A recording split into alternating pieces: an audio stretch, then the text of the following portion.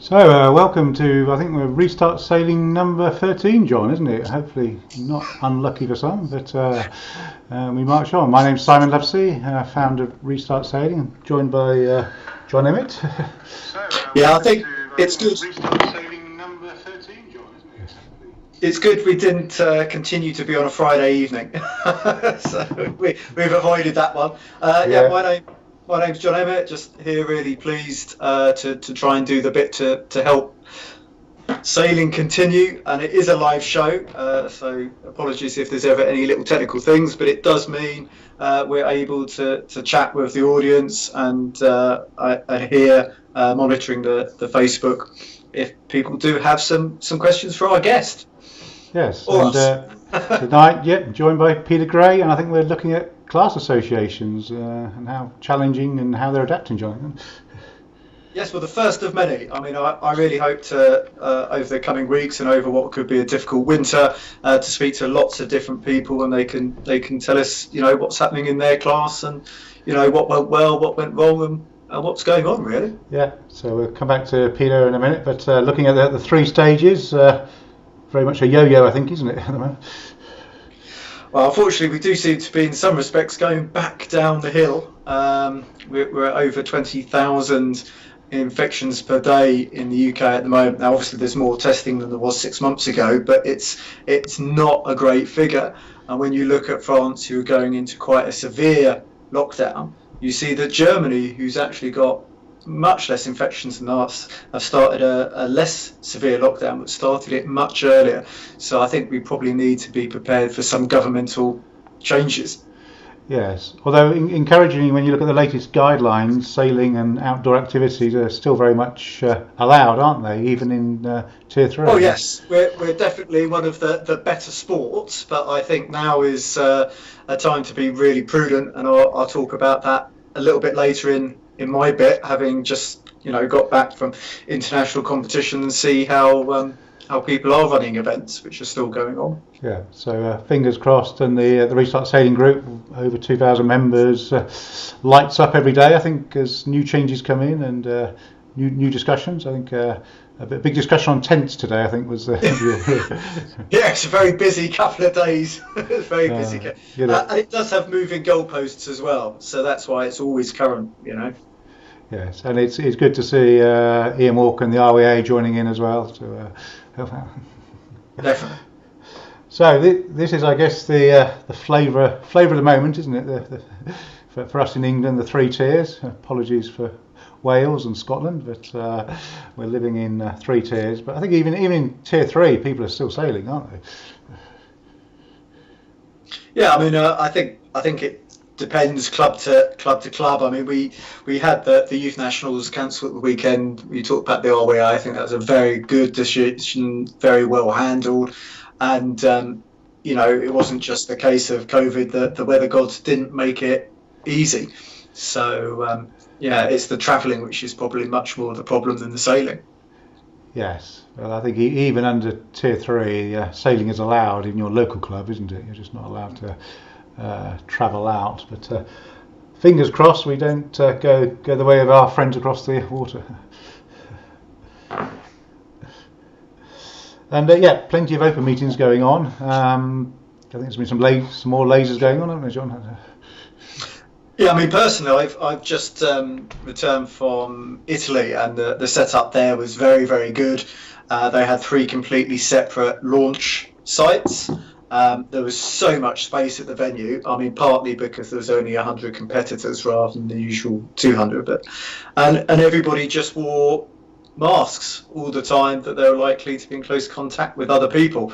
And after a while, it just became normal. In fact, today, I was thinking that in the cold weather, having a mask, it's not that much different from wrapping a scarf around your face. So I'll talk about that later. But I just think it's a habit that people need to get into.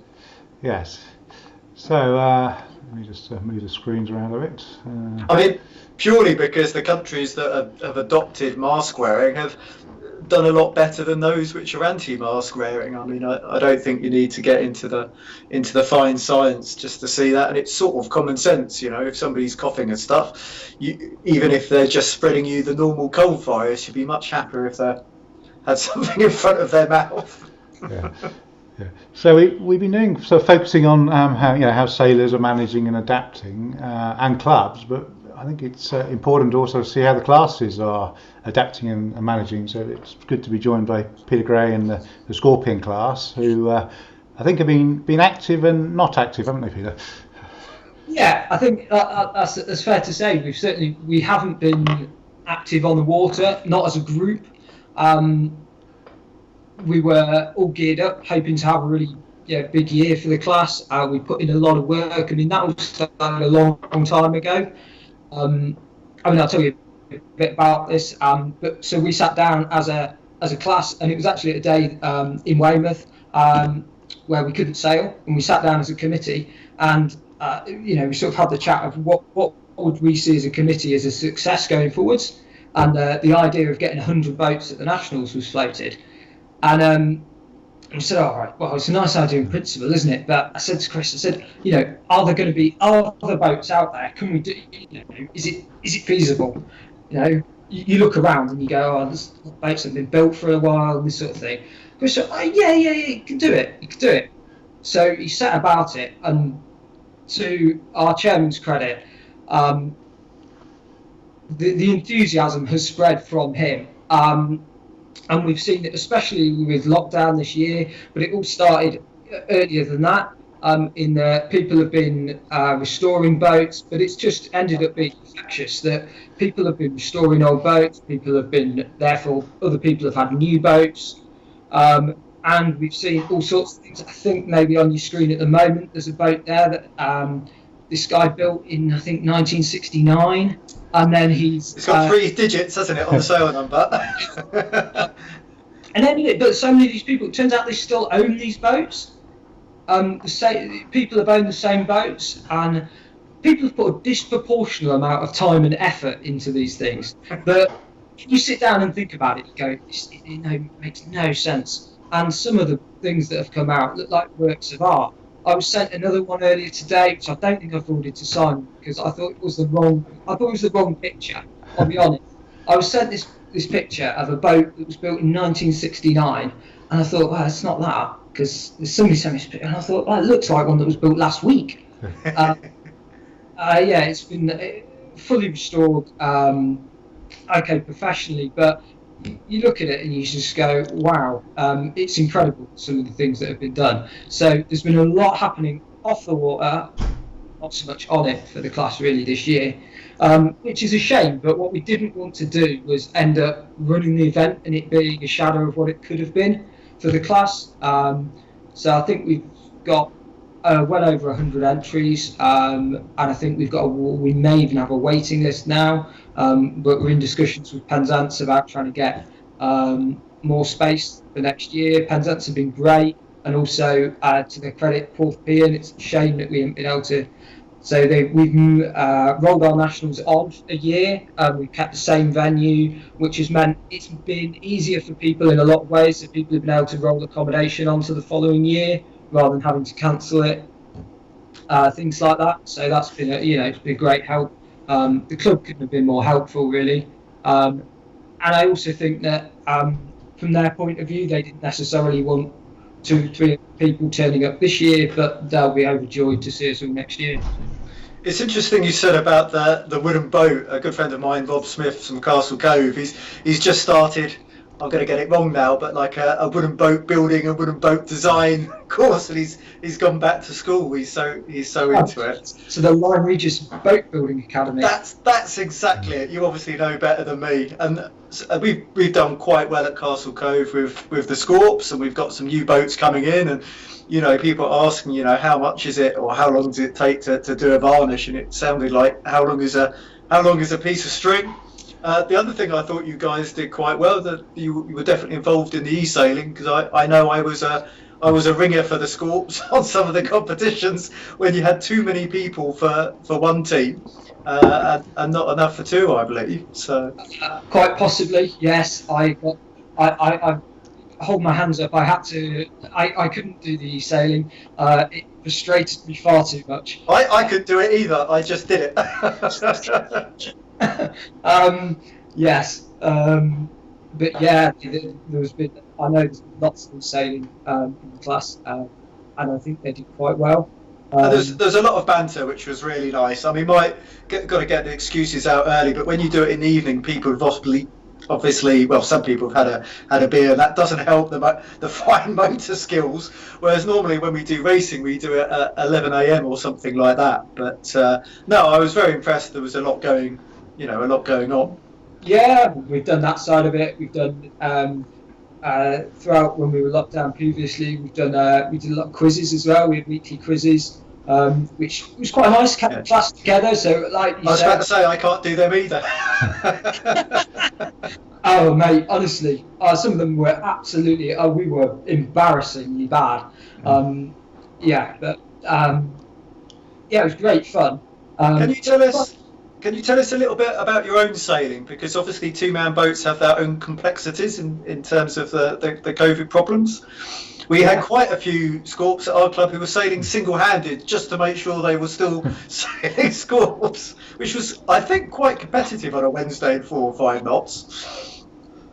I reckon it would be. Yeah, definitely. Yeah, it's not. It's not the biggest boat by any means. So yeah, it's a tricky boat to sail with. You can social distance in Scorp. There just isn't the room. Personally, yeah, been very fortunate. I can sail with the nearly wife, so yeah, that hasn't quite happened. Yeah, so from that point of view, we've still been sailing, but yeah, I know it's been tough. A lot of people haven't been at different clubs. I know Notts County have been doing quite well. They've had. So people who don't know, can you just sort of say what area of the country you are and what the issues you have there? I mean, I think everyone's very aware I'm from sunny Weymouth, but there's a huge number of clubs all around the country. Yeah, so we're at Staunton Harold, which is South Derbyshire, or maybe even Northwest Leicestershire. That was my home club when I was at Loughborough University with my many years ago. But, I don't remember. You were very young. I've been sailing a long time. Yeah. Yeah. So our clubs, they have allowed sailing with people from outside your house. People have been buddy. You've had to sort of sign up. The clubs have been very good at that. So you sign up online and see who you sail. So you try not to sail with lots of different people, but yeah, just the same person on a regular basis. And then also, I know that Notts County, obviously in Nottinghamshire, they've suffered recently with further restrictions, but they've been getting good numbers of boats out at the club on a regular basis. And I think that's it. A lot of it's gone back to club sailing, and the fleet racing, which is really nice when you've got enough boats to do that. And that's certainly no bad thing for the strength of club sailing to improve and hopefully to be retained. Yeah, absolutely. Yeah, I think in any class, the more that we can encourage that going forward is fantastic. But I think it's in this day and age, it's a very tricky thing. So. Right. And another picture, is this a new boat being built here? Yeah, from Nigel Potter's Wonder Shed in Nottingham, turning out boats that look more like pieces of furniture. But yeah, he does it time after time. So do you think with the old boats being renovated, you're going to be seeing those popping up at the class events and Oh yes, I think with the time and effort people have put into them, they will be bringing them out. I mean, all these people are entered to do the nationals next year, and yeah, we're trying to focus on. We reduced our calendar a couple of years ago, but we're trying to focus on fewer events, but have them bigger and have them more meaningful. So that's the way we've gone with our calendar. Do you have the dates of the nationals off your top of your head for next year? Sorry to put you on the spot. Yeah, do. Oh, come on, in the background somewhere. You're going to ask a friend, phone friend. I'm pretty sure the 16th of August, I reckon. Okay, well, people can check that out for themselves. Yeah. But, any nationals with over 100 boats is something quite special. Yeah. And do you run age divisions, Peter, with the different categories of boats? We do. Yeah, we have. Yeah, there's vintage boats. 15th. Yeah, so we'll have classic boat prizes, certainly at the nationals. I think there are 2 age categories for them. But don't ask me what they are. But a great message to get out, that you can pop up with a boat with a few £100 and still get there and get into some prizes, isn't it? Oh yeah, absolutely. I mean, it's the way I started. My first Scorpion. I bought my first Scorpion, and I think it came free when I bought a set of sails. It was the best condition boat. But I spent the time, and I glued its gunnels back on, and all those sorts of things that you do as a cash-strapped person, looking for a first sort of foothold in that sort of thing, and you save up and you buy a better boat. I used to have a boat. It was great. I sailed it, and even being an older boat, I qualified that it was certainly a vintage boat when I was racing it. Yeah. It's a message we need to get over more, because people think sailing's expensive, but it's not, is it? No, it can be as expensive or as cheap as you want it to be. You just, and at some point you work out that maybe the limitations have stopped being, you feel that your boat's holding you back, and that's the time to, look at getting a better boat or whatever, or it's just because you want to.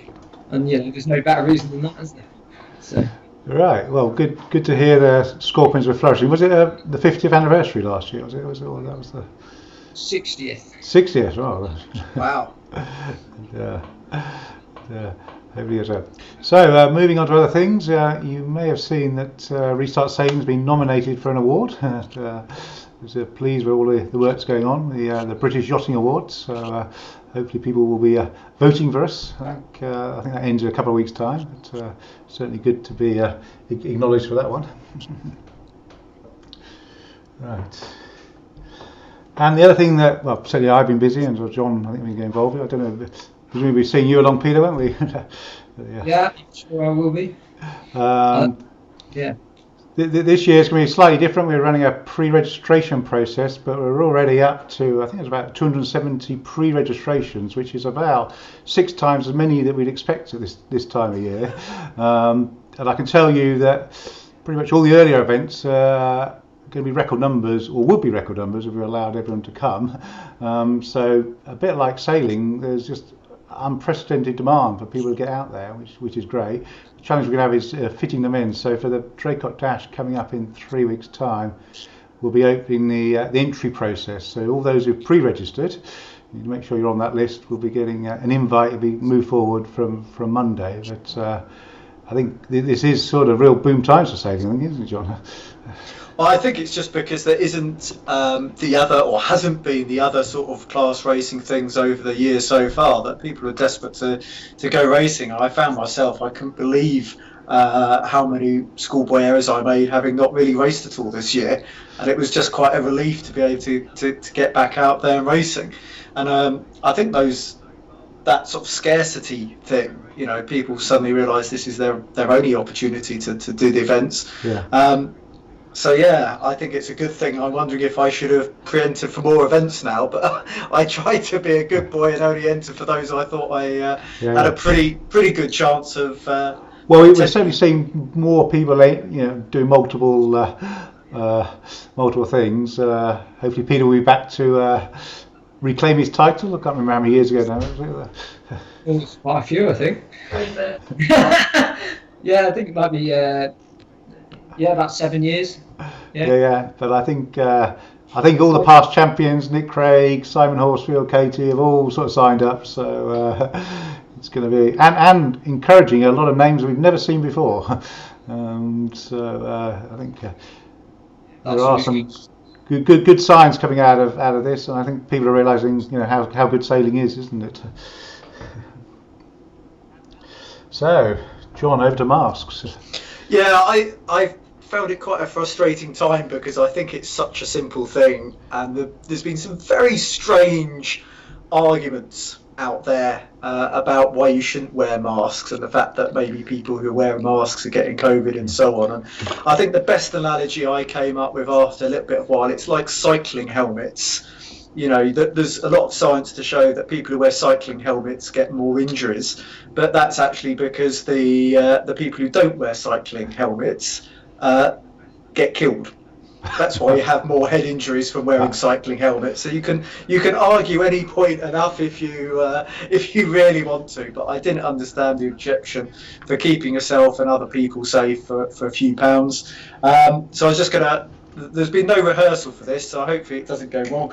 But I was just gonna show masks and just how easy it is. This is what I have.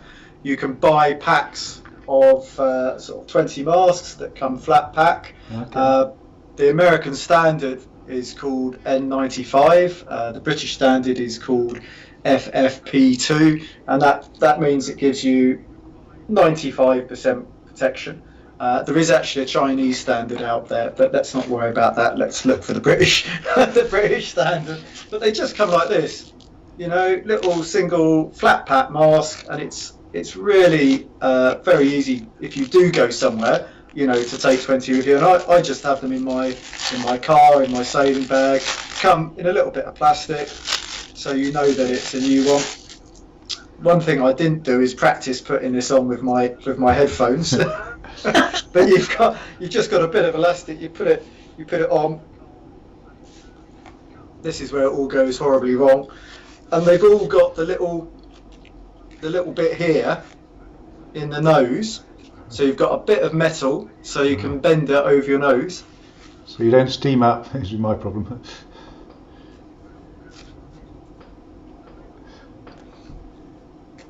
Just to prove this is live. If you haven't completely lost the audio, but all those so-called comedy pictures of people wearing glasses, which are fogged up, it literally shows that they're not wearing the mask properly. Because if you have a good seal here and it's a tight elastic, then it's all good. And actually, it's really not uncomfortable. And I say after a week of wearing it in Italy, it was just common practice. And then in Kiel, you couldn't even get into the venue without wearing a mask. And then, again, after a couple of days, everybody accepted that, and it was really easy. And when you're on the water, you didn't have it, and then as soon as you came off the water, mask on, and it just became force of habit. And if it means you can have more people in a space and more people at sailing events, well, I think it's such a good thing. And what's the feeling about wearing them afloat? That seems to be sort of mixed views, isn't it? So the very small loss of audio. I think the only time you need to wear them afloat is if you're literally sat on a rail right next to somebody for a prolonged period of time who's not in your bubble. Wasn't some countries making it mandatory afloat, or was that? I mean, I'm not.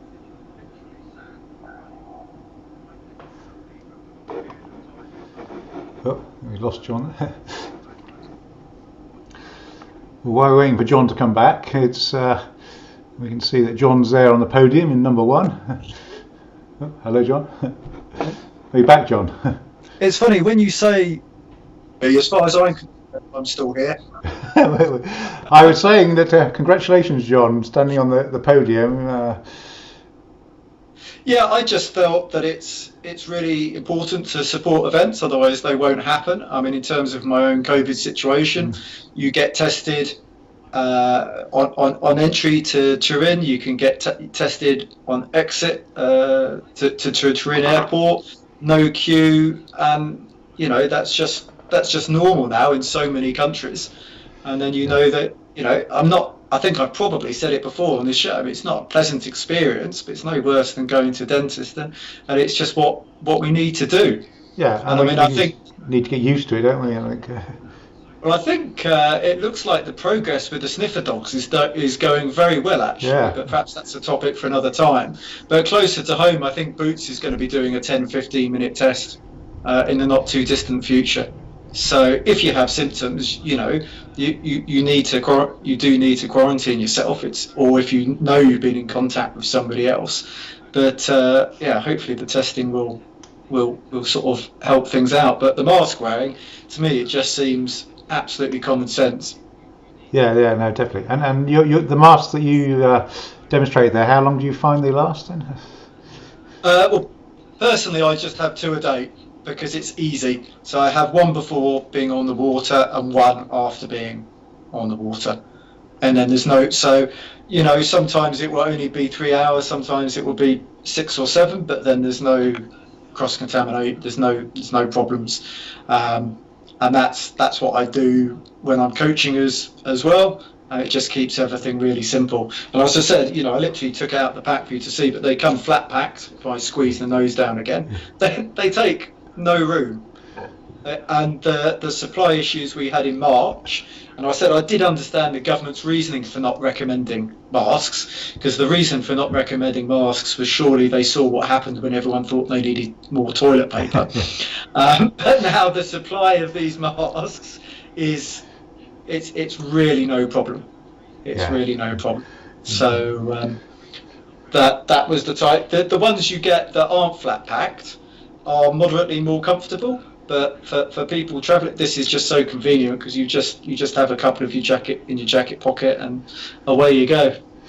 Yeah. So moving on to training on your own. Oh yeah, sorry. Time to talk about sailing again.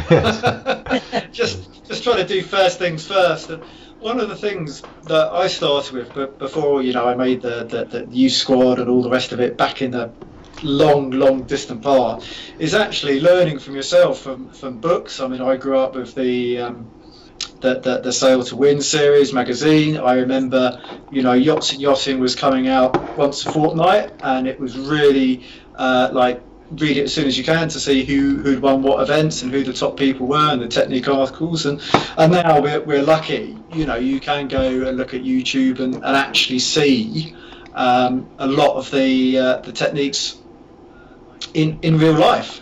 But these are all elements of training, and actually the RYA's got some really good resources here as well. So just because you can't physically get out on the water for whatever reason in the next 6 months, you can still improve your sailing. I was going to do a quick plug. Simon's got a great meteorology book just out, I think. And I think that's so important on these days when you're not quite sure what's going to happen or whether you should go sailing or not. If you've got a bit of rudimentary meteorology knowledge, that's really going to help you. It's something I wish I had learned. I feel some of my Met knowledge I learned the hard way. But so there's lots of stuff out there now. So just tap into that. Yeah, mentioning books, we've obviously got the new rules coming up, and as a plug for the Furness books, Draycott Dash, I think Jeremy Atkins has got a good offer in for those who make it, and hopefully that will increase the rule adherence. I'm pretty sure Simon's book would also be there. The thing I would say about the Rules book, it's the Brian Willis book, and he's just been, I think I've got the dates right, he's just been inducted into the America's Cup Hall of Fame. So he really is the pinnacle of our sport. But more to the point, I remember him coming to an event at Grapham when I was doing youth school sailing, and I think John Major was Prime Minister and stuff, and he just spoke in a really easy way to understand. And that was he made an impression on me then. So lots of good offerings. Yeah. So next show, the training bubble. Yeah, I was trying to make things more linear. So the next show I will talk about having your little training bubble, because I think it's something people need to think about before they have to think about it, if that makes sense. So trying to get a bit ahead of ourselves if possible. Yes, but I think it's going to be a challenging few months, isn't it?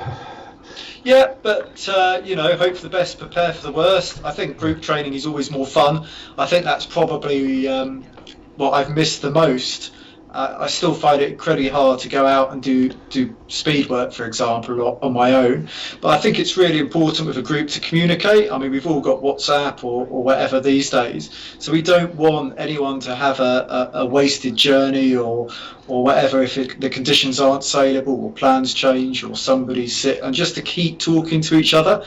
I think that's something that I've really noticed, and just to have that bit of event planning, so you know what you're trying to do, and just to have a plan B, because we've seen it here this year that a lot of venues may have had to cancel and people find alternate venues or this sort of thing. If I can't go and do this event, what do I do on that weekend? So we make the most of our precious sailing time. But I just think the communication is such an important thing, and it's the year 2020. You can always get hold of somebody.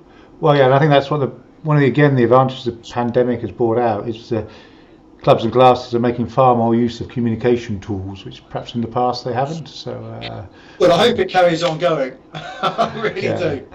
I mean, just on that, we had the Restart Sailing Tech Group, and we're going to be having some webinars in a couple of weeks' time looking at how technology is playing a part and the importance of communications and the importance of keeping engaged with people. And so is that the 16th onwards? That's right, yeah. It's a series of one, and one of them will be at communications and looking at clubs and classes, how to keep engagement with people. And I think some of what Peter was talking about shows the importance of that if we can't meet physically, it's so essential that we just keep in contact with people. And it's so easy, so real, no excuse. Right, so... Oh, hang on. That looked like a repeat, but there we go. Yeah, too many bubbles here. Well, I think we've probably sort of covered the racing, but we need to be realistic about the outlook and about how much competition there's going to be. Many classes may have put national rankers or qualification events or whatever the class called it for February and March time, but we obviously don't know what the situation is going to be there. So you need to think about the cancellation and side of that. I feel very sorry for there's various accommodations around the country that I booked and then cancelled and then rebooked and then cancelled as things have changed.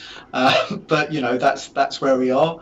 And the final point was that I know that club racing to a certain extent has benefited because people by necessity need to be sailing at home. I put centralised calendar in there because I think it's a really good thing. I wasn't sure how far the progress had got, but I do like the idea of making it easy for people to get the information and everything all in one place.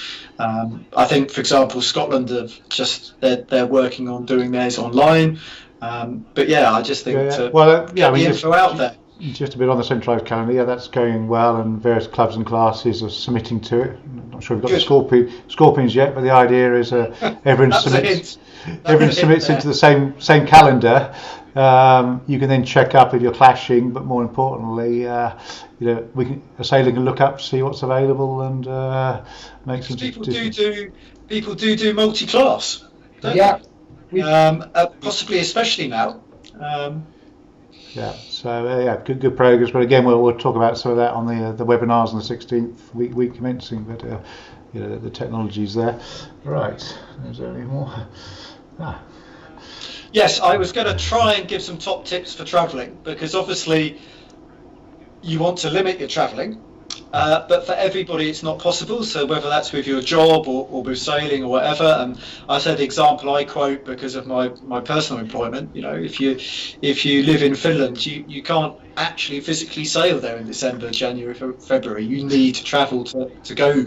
So I thought it was useful just to talk about how to do it in the safest possible way, and that's something that again I hope will just become habit. Yeah, I think we are adapting, and as I think we were talking earlier with Peter, the expectations are changing, aren't they? And I think we're perhaps becoming hopefully more tolerant of things, I think.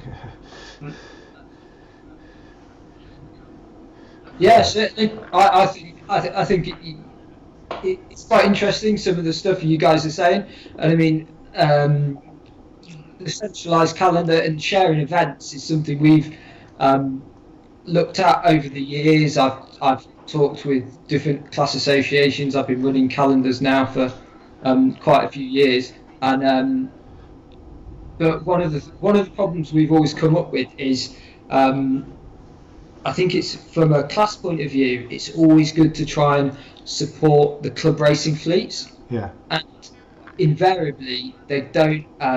When we've tried to get calendars to line up, say for a year with another class, you invariably can't make that happen because your club racing calendar, the fleets don't all come from those same venues. But I think having a more of a centralised calendar and more of a database where people can put their stuff into it actually is a really good idea. Well, yes, it will mean that you can look at one point and say, well, is anyone using that date in the Midlands or whatever, or potentially, well, we've got two similar events going on. Let's perhaps join forces. I think it's just allowing those conversations to happen. I mean, I even see it within a class where the European body and the world body end up clashing their events. So I do get that it's not easy.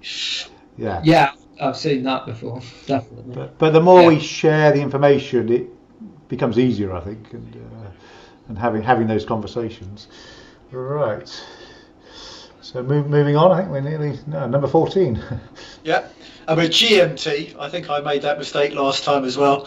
It was it's very strange because most of Europe got together and they said we're going to stop changing time zones.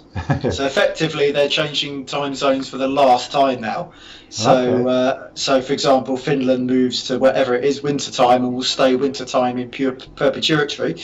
The UK, I guess we like to be a bit different, and it looks like we're still switching twice a year for the foreseeable future, whereas the rest of Europe is just deciding what their time is and sticking to it.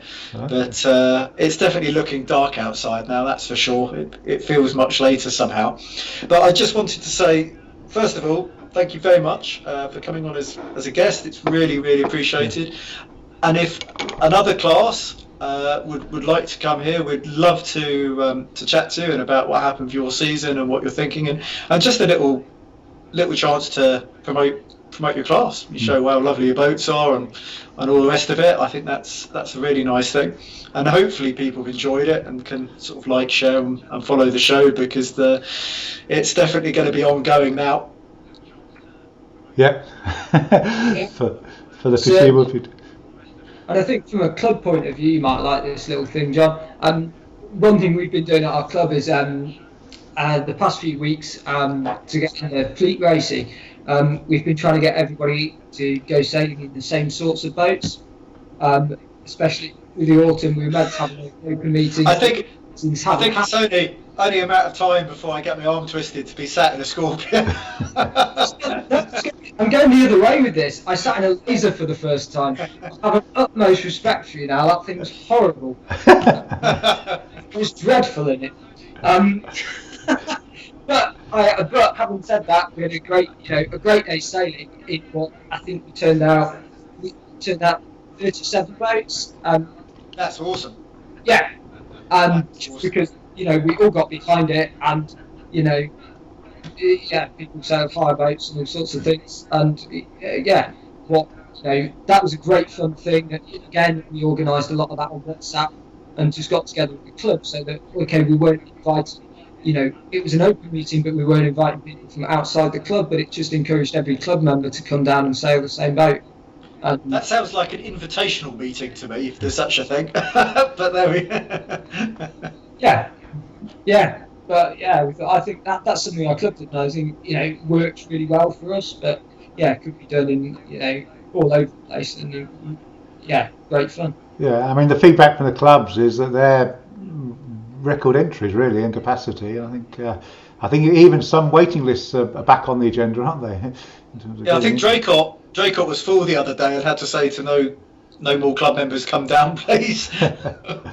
So nice problem to have. So it's great to have that. Right, well, we'll catch up in the next couple of weeks. So thanks very much, Peter. And see you soon. Thanks very much. Thank you.